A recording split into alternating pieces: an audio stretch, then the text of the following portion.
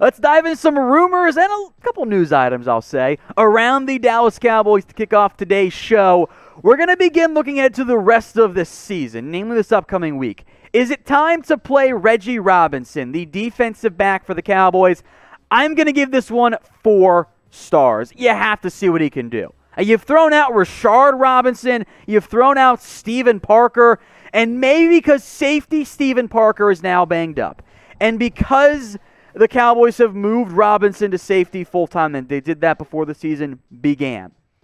Perhaps this is finally the chance to get Robinson out there on the field. I've mentioned this before, and I still feel this way. You have an opportunity to give your young players playing time in regular season games. The Cowboys, I get it's how coaching staffs and organizations and players work. They're trying to win football games. Yet they keep throwing out Darian Thompson and Steven Parker for reps. You're not going to win games doing that, or at least not the level that you want. That's why you have 3 wins right now, and you're last in the worst division in football by a very wide margin. Robinson, meanwhile, I just want to see what he can do. It would be nice to see him play football at some point this year. There was no preseason for him to be out there. I want to see what he can play, and how well he can play. In fact, there are, I'm sure, several young players that we want to see out there. So let me know in the comments section who you guys want to see play during these final 5 games of 2020. I, of course, want to see Bradley and I. That's one of those guys out there. Let me know what you guys think in the comments section. Let's talk trading for Sam Darnold now, because I hate this idea. Fake news. I don't like it. I will not encourage it. I'm not even going to give it the 1 star here. Cowboys listed by Vincent Frank as a trade destination for Sam Darnold. Couple problems with this. Number 1, as we'll get into, Dak to Darnold is a significant downgrade. Like, Darnold is not good, guys. And not only that, if Darnold does get good, you have to pay him very quickly, because 2021 is cheap, and then he got a 5th-year team option, and if he plays well, you're going to be paying him Dak Prescott money anyway. This is not worth the risk, guys. And I get it. The Jets are bad. They got very, very little talent. The Cowboys have a much better supporting cast.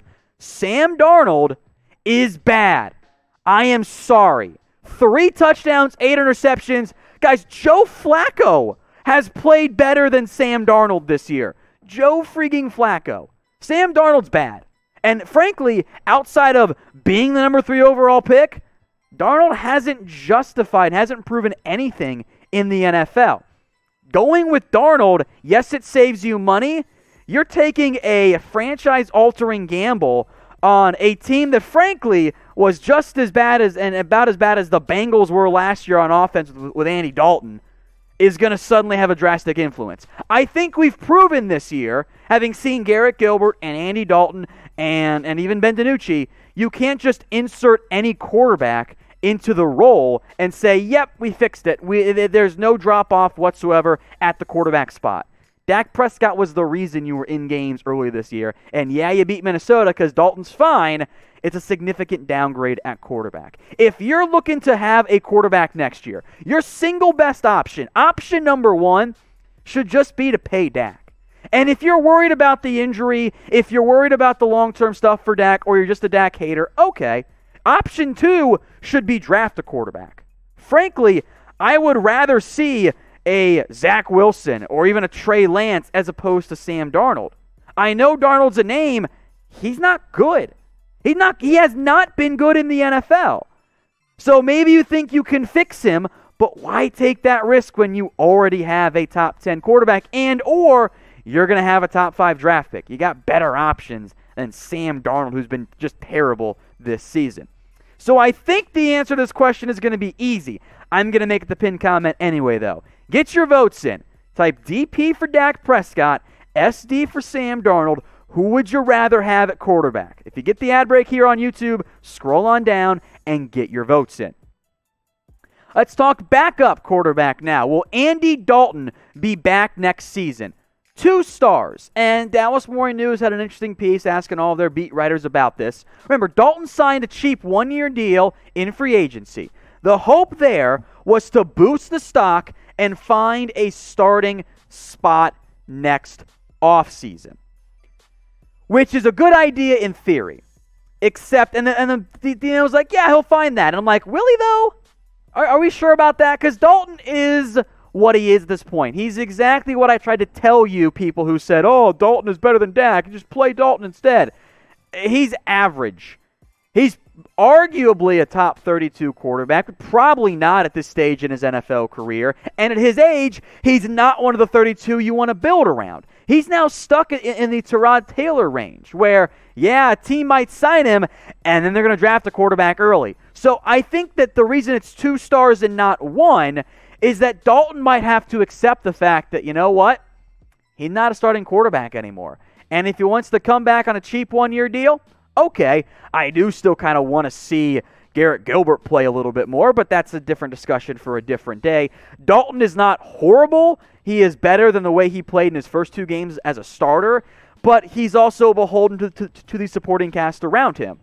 Dak made, lemonade out of lemons when the offensive line was banged up. The same offensive line Dalton wilted. So I think there is a chance if he signs a cheap 1-year deal to come be a backup to Dak Prescott again next season.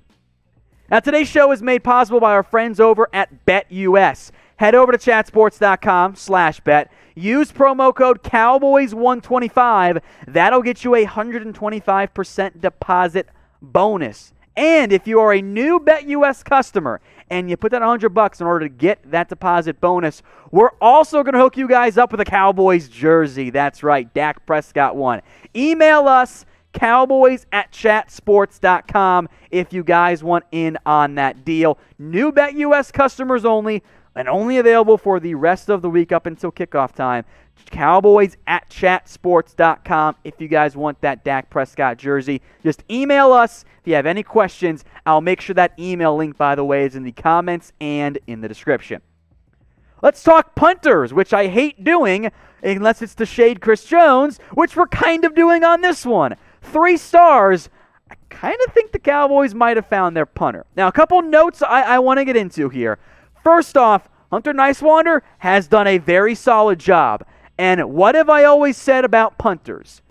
Don't use them, and if you have to, make sure they're cheap. Well, guess what? Hunter Niswander is under team control and cheap for several more seasons. You save $2 million by cutting Chris Jones. And although the sample size is small, and that's why it's 3 stars and not 4, because it's punting and it doesn't matter that much and things change.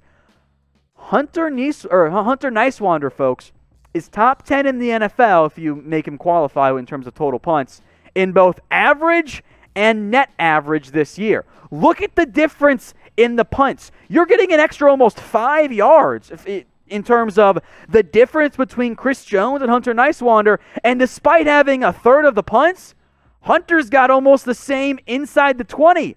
He is a better punter than Chris Jones, which proves my point for over a year now. You never should have had Chris Jones on this roster. You literally found somebody on the streets who had never punted before in the NFL, and you managed to get him on your roster. So I am down to keep Hunter Niswander, and you guys can get your votes in here. Why for yes and for no? It does come with one big but, however. Now that but for me is that you don't pay the punter, and you still make him compete. I hope we would have learned our lesson from Chris Jones. Punter does well, don't assume he's going to continue to do well. You can bring in an undrafted free agent to let them compete, or you can have Chris Jones in for camp for a little bit and then cut him if that's the route you really desperately want to go. I am down to keep Hunter Niswander. Honestly, he's been pretty good. I know a lot of you guys wanted Marquette King. He's been better than the last time we saw Marquette King in the NFL. That's fine. Don't assume, however, even though I think you found your punter, don't act like this is the only punter you'll ever need again. That's what got you into trouble with Chris Jones and Brett Maher back in the first place. So just keep that in mind, but I do like the way he's played so far. Now, we'll break it down for you guys around everything on the Dallas Cowboys every single day, daily videos, so make sure those notifications are turned on. The season sucks. I know it does. It's frustrating, but you know what? It'll make for a fun offseason, so if you haven't already, hit that big red button and subscribe today. Let's talk draft, speaking of the offseason. How about drafting Penei Sewell? I'm going to give this one 2 stars. I think there is a very real possibility. I almost give it 1 star, though. And there's a couple different reasons here as to the potential reasons why and the reasons here in terms of not why. Number one reason why. There's a very real chance that if Penei Sewell is on the board, he's the best player. And not just consensus, but probably on the Cowboys board as well. And it takes care of left tackle long term as well. The reasons why there's some here is it would require you to find a spot for him in 2020. And even if he's there, defense or trade down might make more sense.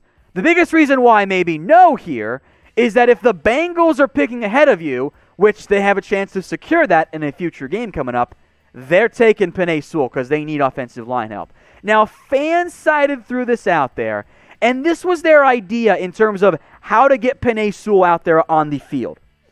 And I don't like this because, and I was proven right on Lael Collins, which, hey, I'm not always right, but in this case I was, and mostly right on Connor Williams. I think stability matters on the offensive line. Being able to play the same spot. Lael Collins, before he had this disastrous injury season in 2020, had a great year at right tackle. And going from the left side to the right side, you're flipping all of your mechanics and everything. Connor Williams, I know you're trying to get your 5 best offensive linemen out there, and I respect that. Well, he's never played center before. So you're asking 3 offensive linemen to change their positions. I think that's a lot of risk. I think if you take Penei Sewell at number 4 overall or 5 or whatever, keep Collins at right tackle. If you're going to keep Tyron, that's fine too. I think you play Sewell at left guard and keep Tyler Biadasz at center because I thought he played pretty damn well. And I think it's not a coincidence that Connor Williams' play has risen and also fallen just a little bit, but it was more of a rise overall once Biadasz got inserted in the role. I don't want to move him from center. So with that in mind, let me know who you guys want to draft. Get your votes in for me in the comments section. I will say no wrong answers because it is only December. As we get closer, yes, there will be some wrong answers. Let's talk, speaking of young players who want to play more, we started with one in Reggie Robinson. Let's end on Cedric Wilson.